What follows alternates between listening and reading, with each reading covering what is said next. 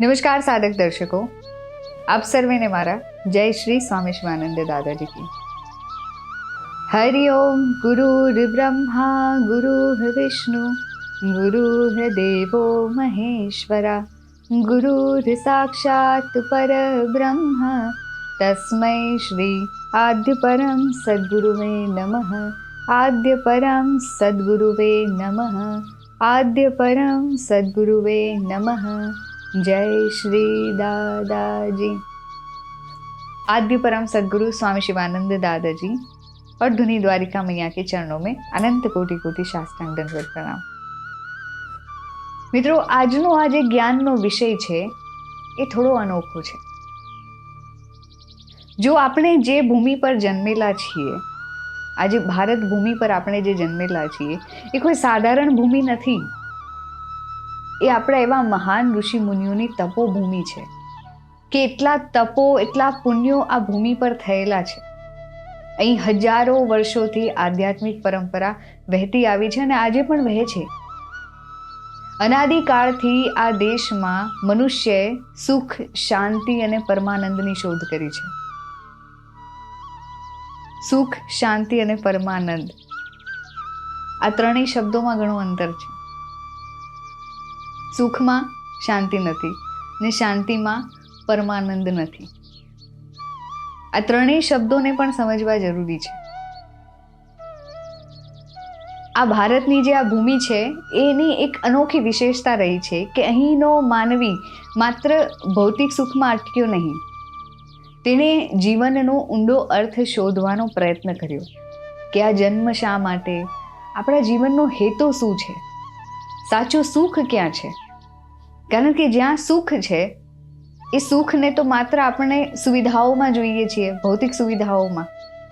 આરામદાયક ખુરશી હોય તો એ સુખ છે, પણ એ સુખ કેટલો ટાઈમ, એની અંદર શું પરમાનંદ છે?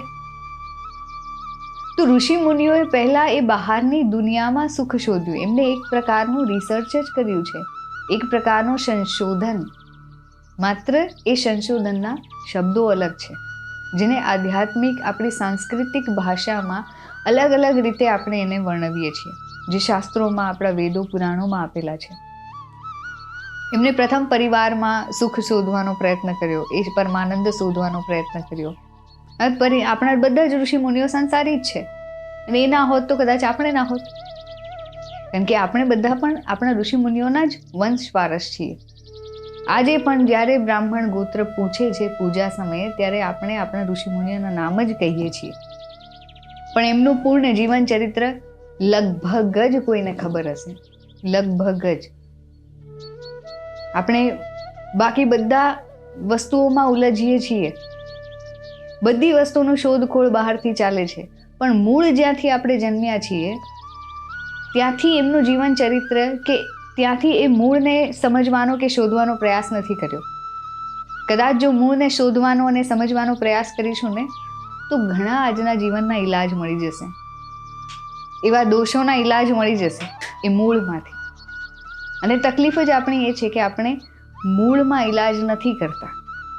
વૃક્ષની ઉપર પાણી છાંટવાનો ઘણો પ્રયાસ કરીએ છીએ અને તાજું માજું રાખવા, પણ એના મૂળમાં જે ઔષધ જવી જોઈએ એ ઔષધ આપણે નથી આપતા। એ આધ્યાત્મની વાત છે, એ આત્મા તત્વની વાત છે, જે આપણા ઋષિ મુનિઓએ પોતાની તપોશક્તિથી, એ સંશોધનથી એ શોધ કરી, એ સમજ્યું હતી તો પહેલેથી જ, પણ સંસારને જાણ્યું કરાવી એને એવા શાસ્ત્રો લખીને, ત્યાં સુધીનો માર્ગ શું છે એવા શાસ્ત્રોમાં એમને વર્ણનિત કર્યો।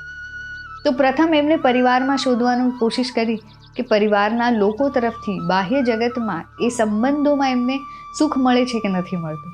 પછી એમને પ્રકૃતિમાં જ ગોતવાનો પ્રયાસ કર્યો, જંગલોમાં જઈને તપસ્યા કરવાનો, નદીઓ, પહાડોમાં એમને શોધવાનો પ્રયાસ કર્યો કે ત્યાં સુખ છે કે નથી, ફૂલોમાં, પક્ષીઓમાં, આ હરેક જગ્યાએ એમને શોધવાનો પ્રયાસ કર્યો। જો કદાચ આપણે સાંભળી હોય એ કથા, તો ઘણા પહાડોમાં બેઠા ધ્યાન સાધના માટે, ઘણા નદી કિનારે બેઠા, ઘણા જંગલોમાં, ગાઢ જંગલોમાં એકાંતવાસમાં બેઠા। તો આ હરેક જગ્યાઓ પર બેસીને એમને એ સુખ, એ શાંતિ, એ પરમાનંદ શોધવાનો જ એમને પ્રયાસ કર્યો। પરંતુ જ્યાં નજર કરી ત્યાં એમને સમજાયું કે બાહ્ય સુખ તો ક્ષણિક છે. આપણે સુખને સુવિધા સાથે જોડી દીધું છે. આપણે સુખ સુવિધાઓમાં જ શોધીએ છીએ. થોડો સમય આનંદ મળે છે, પછી દુઃખ પાછું આવી જ જાય છે. જે શબ્દનો વિરોધાર્થી છે તેમાં તો વિરોધ પક્ષ ઊભો થવાનો જ. સુખ છે ત્યાં દુઃખ આવવાનું જ, અને દુઃખ છે ત્યાં સુખ આવવાનું જ. પણ પરમાનંદ આ શબ્દનો જ કોઈ વિરોધાર્થી શોધી બતાવે એ શાશ્વત છે. ત્યારે પ્રશ્ન ઉદ્ભવ્યો કે જો બહાર સુખ નથી તો સાચું સુખ ક્યાં છે? એ પરમાનંદ ક્યાં છે? અને ત્યારે શરૂ થઈ અંતર તરફની યાત્રા, મનની શોધ, એ આત્માની શોધ. પછી દિશા બદલાઈ, પ્રવાસ બહારથી અંદર તરફ શરૂ થયો. અને ત્યારે આપણા ઋષિમુનિઓને સમજાયું કે શરીર તો પંચતત્વનું બનેલું છે, એ જડત્વ છે. એક કામ કરીએ કે જો કોઈએ સંશોધન કરવું હોય ને થોડું, તો કોઈ જાય મુર્દા ઘરમાં જઈને કોઈ પણ ધની માણસની મૃતદેહ પાસે જઈને જરા એમના કાનમાં કહી જોજો કે ભાઈ શેર બજાર આજે કેટલું નીચું ઉતરેલું છે, શેર્સ લઈ લે, સોનું કેટલું બધું સસ્તું છે, ખરીદી લો. શું એ ઊભું થશે? નહીં ઉઠે ને. કારણ કે આત્માએ એનું વસ્ત્ર બદલી લીધું. સુખ દુઃખનો અનુભવ શરીરને નહીં, મનને થાય છે. તેથી મૂળ શોધ મનની અંદર કરવી પડશે.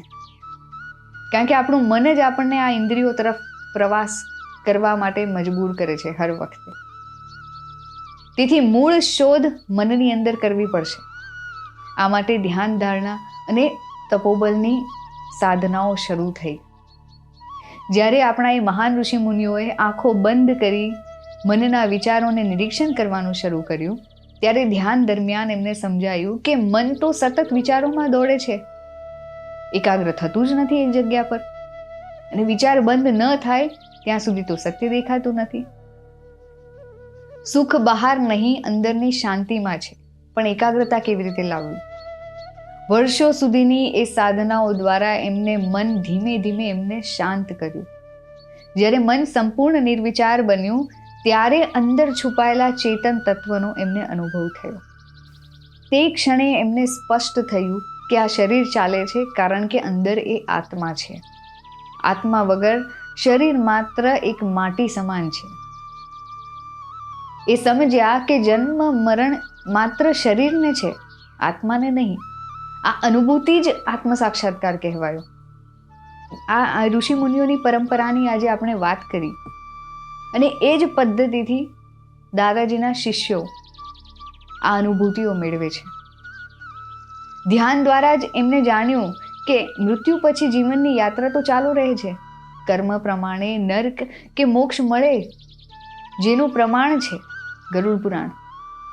કે નચિકેતા એમની સાધના દ્વારા, એ ડાયરેક્ટ નહોતા ગયા, એમને પણ સાધના કરી. સાધના દ્વારા એમનું સૂક્ષ્મ શરીર બહાર ગયું. નર્કમાં જઈ એમને ધર્મરાજા પાસે એ સાધનાના માધ્યમથી એ ધર્મરાજા પાસે પહોંચ્યા. અને ત્યાં નર્કમાં જઈને ત્યાંની શિક્ષાઓ કેવી છે, કયા કર્મોની કેવી ગતિ છે, અને ત્યાંના અધિપતિ જે છે ધર્મરાજા, એમની પાસે જઈને એમને જ્ઞાન મેળવ્યું અને આ જગતને આપ્યું કે ખરાબ કર્મોની શું શિક્ષાઓ હોય છે. સારા કર્મો ઉર્ધ્વગતિ આપે, પણ દુષ્કર્મો તો અધોગતિ તરફ લઈ જાય. અને એ તો આપણે સૌ જાણીએ છીએ કે આ કર્મભૂમિનો સિદ્ધાંત છે. જેવા કર્મ તેવી ગતિ, તેવો જન્મ.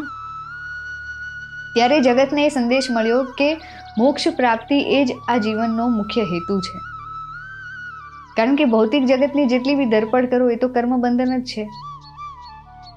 ગ્રંથો અને આ જ્ઞાન પરંપરાઓથી આ દિવ્ય અનુભવો જગતને મળ્યા.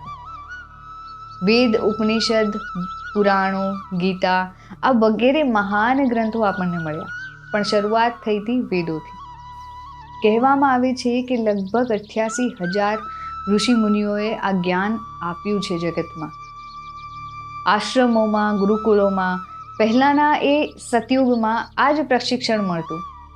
કામ, ક્રોધ, લોભ, મદ મત્સર, અહંકાર, આ બધા વિકારો પર વિજય કેવી રીતે મેળવવો એટલે જ તો સ્વયં રાજા મહારાજાઓ પણ એમના કુંવરોને આ ઋષિમુનિઓના આશ્રમમાં પ્રશિક્ષણ માટે મોકલતા, કારણ કે સંસારમાં રહીને ધર્મની રક્ષા અને કર્મનો સિદ્ધાંત સાચવીને રાજ્ય ચલાવવાનું છે, જેનું પ્રશિક્ષણ તો આપણા ઋષિમુનિઓ જ આપી શકતા હતા, કારણ કે તેઓ સૂક્ષ્મ શરીરથી બહાર જતા હતા, એ દિવ્ય લોકનું દર્શન કરતા હતા કે દિવ્ય લોકમાં કયા સિદ્ધાંતો ચાલે છે, કેવા કર્મો હોવા જોઈએ આ કર્મભૂમિ પર, એ જ જાણતા હતા. તેવી તપસ્યાઓથી એમને સંસારમાં રહીને પણ સંસારથી પરે રહેવાની કળા એ કેળવી ચૂકેલા હતા. એટલે તો સ્વયં આપણા જે દેવી દેવતાઓમાં જો એક ઉદાહરણ લઈએ તો સ્વયં કૃષ્ણ અવતાર, રામ અવતારમાં પણ એ મનુષ્ય યોનિમાં જન્મ લીધો હતો ને એમણે, પણ એમને પણ એ પ્રશિક્ષણ લીધું, કારણ કે કર્મને સાચવીને સંસાર કરવો અને ભક્તિનું ભાથું પણ સાથે બાંધવું એ પ્રેક્ટિકલ શીખવું અતિ મહત્વનું છે. કારણ કે માત્ર વાંચી કરીને આપણને આત્મ સાક્ષાત્કાર નથી થઈ જવાનો. માત્ર ગ્રંથોનું એ જ્ઞાન લઈ લેવાથી આપણે કદાચ જ્ઞાની તો બની જઈશું, કદાચ સારા વક્તા બી બની જઈશું, પણ આજે જન્મ મૃત્યુમાંથી જે છૂટવું છે એ કેવી રીતના પામીશું જો પ્રેક્ટિકલ આપણે એ સાધના નહીં કરીએ તો.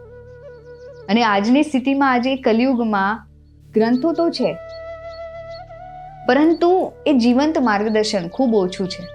શિક્ષણ પદ્ધતિ એ કમજોર છે.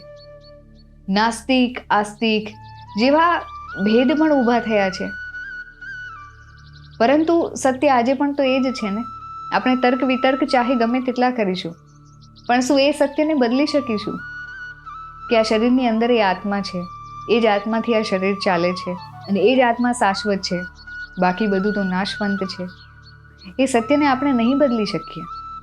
એ સત્ય ત્યારે પણ એ જ હતું અને આજે પણ એ જ છે. મોક્ષનો સાચો અર્થ આપણે કેવી રીતે સમજીશું જ્યાં સુધી એ આત્મતત્વને આપણે નહીં સમજી શકીએ. મોક્ષ એટલે જ્યાં દુઃખ નથી, માત્ર શાશ્વત આનંદ છે, જન્મ મરણથી મુક્તિ છે, પરમાત્મામાં સ્થિરતા છે. અંતિમ સંદેશ એટલું જ કહીશ કે આ જે દાદાજી પરંપરા છે એ આપણને શીખવે છે કે બહાર નહીં અંદર જુઓ, સાધના મુખ્ય છે, આત્મજ્ઞાન જ સાચું ધન છે. જો સાધક સચ્ચાઈથી પ્રયત્ન કરે તો આજે પણ એ આત્મ સાક્ષાત્કાર શક્ય છે. જય શ્રી સ્વામી શિવાનંદ દાદાજી.